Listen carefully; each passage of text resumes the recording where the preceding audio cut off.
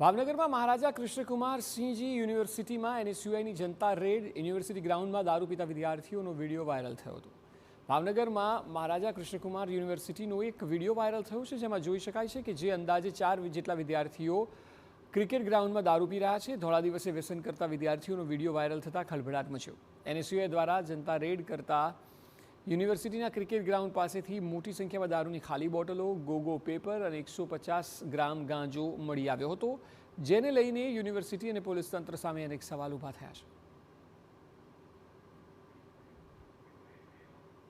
આમ નશાનું સેવન થઈ રહ્યું છે ત્યારે એનએસયુઆઈના આગેવાનો જ્યારે જનતા રેડ કરે છે ત્યારે અહીંયા ગાંજો, દારૂ, સિરપ, ડ્રગ્સનું જે લેવાની જે વસ્તુઓ છે તમામ વસ્તુ મળી આવી છે। ગાંજાનું સેવન કરતા વિદ્યાર્થીઓ પણ એનો જે વિડીયો અમારી પાસે છે એમને જોઈને જતા રહ્યા છે। ત્યારે અમે કહેવા માંગીએ છીએ આ સરકારને કે આ શિક્ષાનું ધામ છે કે નશાનું ધામ?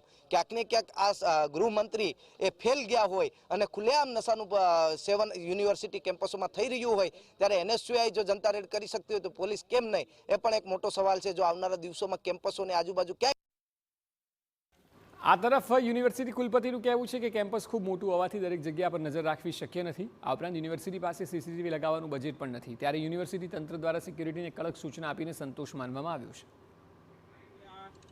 વિદ્યાર્થી યુનિયનના કાર્યકર્તાઓ આવ્યા અને એ ભાગી ગયા અને એમના સ્કૂટરમાંથી ગાંજો મળ્યો છે, એટલે કોઈના સ્કૂટરમાંથી ગાંજો મળ્યો હોય એ તો બનવા જોગ છે, બનવું પણ હોય, સાચી વાત પણ હોય, પણ હવે કોઈ આવીને આખા કેમ્પસની અંદર કોઈ સ્કૂટર લઈને બેઠું હોય તો આપણી નજર પણ ન હોય, સિક્યોરિટીનું પણ ધ્યાન ન હોય।